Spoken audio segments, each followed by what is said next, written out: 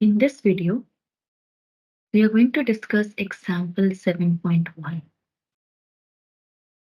Question says, a major league pitcher throws a fastball that crosses home plate with a speed of 90 miles per hour or 40.23 meter per second and an angle of 5 degrees below the horizontal. A batter slugs it for a home run, launching it with a speed of 110 miles per hour or 49.17 meter per second at an angle 35 degree above the horizontal. The mass of the baseball is required to be between 5 and 5.25 ounce.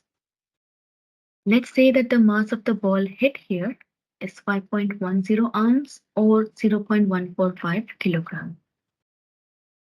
Problem 1 is asking you, what is the magnitude of the impulse the baseball receives from the bat?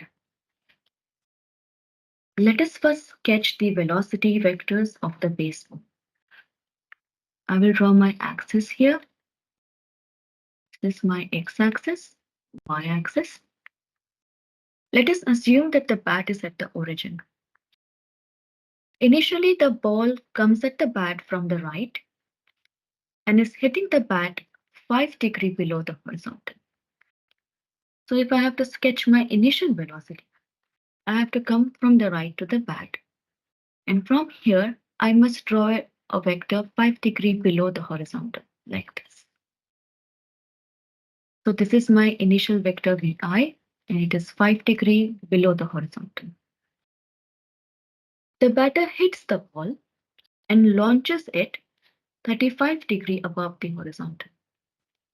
So when the batter hits the ball will move in opposite direction, 35 degrees above the horizontal. So I can draw my final velocity, V final, 35 degrees above the horizontal. They have also given me the values of this initial and final velocity. I will write them down. V initial is 40.23 meter per second. V final is 49.17 meter per second. Mass of the ball is 0.145 kilogram. And they want me to find impulse. Whenever question wants you to find impulse, and they have given you initial and final velocity, we use impulse momentum theorem to calculate it. Impulse momentum theorem says that impulse J is equal to change in momentum. And this change in momentum we can calculate by multiplying mass with the change in velocity. Now my change in velocity I can write as delta V equals V final minus V initial. If this question was one-dimensional, if the velocities were along a straight line, I would have directly calculated the difference of V final and V initial from the values given. But here the velocity vectors are in two dimensions. I cannot directly substitute V final minus V initial to calculate delta V. I have to find the x component of this difference separately and y component separately. And then I have to find their resultant by using the equation delta V equals square root delta V x component squared plus delta V y component squared. So first I need to separately find the x and y component and then find the resultant using this rule. So how do we find the x and y component of a vector? We know from vector algebra that if I have a vector A and A is making an angle theta with the x-axis, the x component of this vector is given as magnitude of A into cosine of the angle theta. And the y component of the vector you can calculate by taking magnitude of A into sine of the angle theta. This angle theta must be taken only from positive x-axis. So my angle theta that I will take for both x component and y component of my final and initial velocity, I will take them from positive x-axis.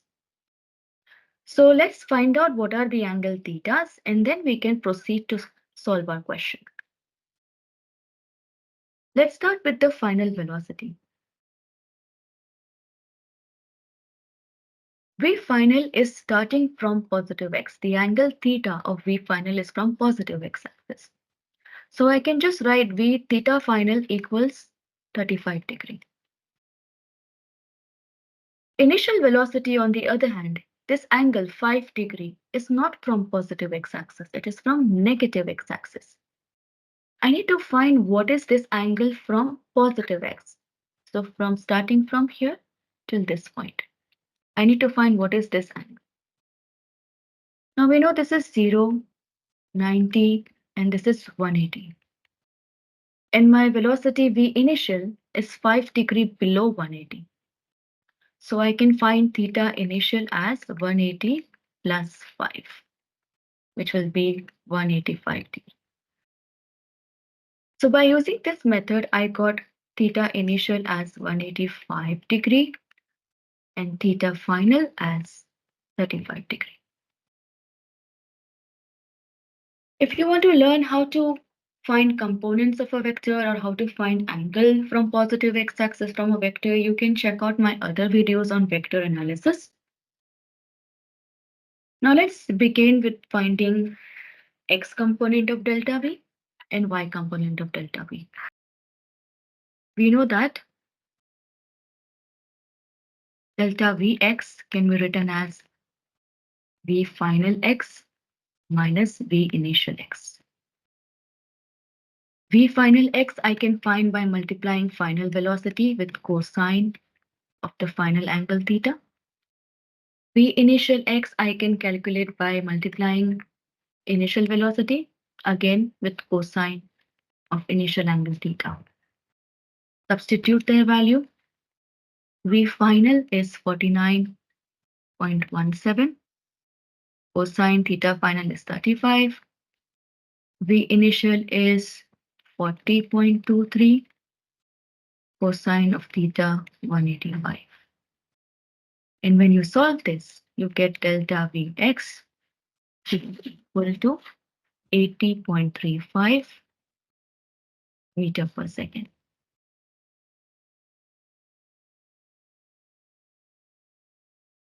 We do the same thing to find what is delta Vy. We do V final sine of theta final minus V initial sine of theta initial.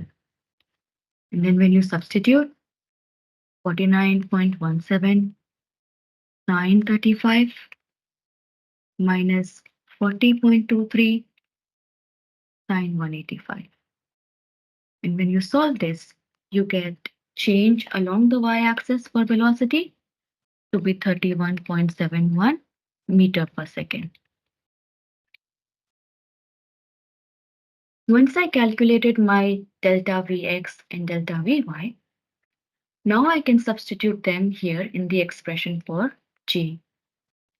So I write for J as my impulse J equals m times delta V.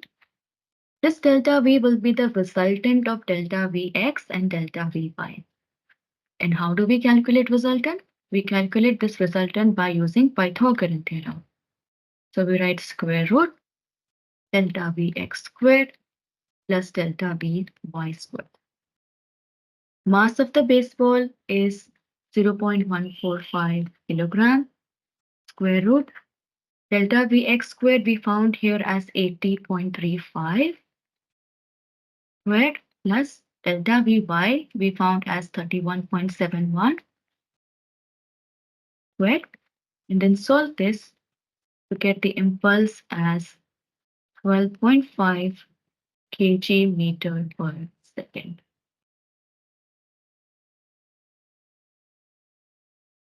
Anytime they give you velocities in 2 dimension, and you are finding delta V. This operation must be performed separately for x-axis and separately for y-axis. So all the x components you can find by multiplying the vector with cosine of the angle theta. Y components you can find by multiplying the vector with sine of the angle theta. So here V final x I find by V final cosine theta f, V initial as V initial cosine theta initial. So all x component with cosine theta, y component with sine theta. And the angle theta, it must be taken from positive x-axis. So V final, since it was the angle theta was already from positive x-axis, we took theta final as 35 as it is. V initial, the theta was not from positive x-axis, it was from negative x-axis. So I need to add 180 to this angle to find from positive x, and we got it as 185. Once you find the x and y component of this operation, then we calculate delta V by taking the resultant of those two. And the resultant you can find by using Pythagorean theorem. Then you substitute your values and you can get the answer for impulse. Problem 2 of this question is asking you, high-speed video shown that ball bat contact lasts only about 1 millisecond. Suppose for the home run we are considering that the contact lasted for 1.2 millisecond. What was the magnitude of average force exerted on the ball by the bat during that time? So here they have given me the time to be equal to 1.2 millisecond. First, I will convert this milliseconds to seconds by multiplying it with 10 to the power negative 3.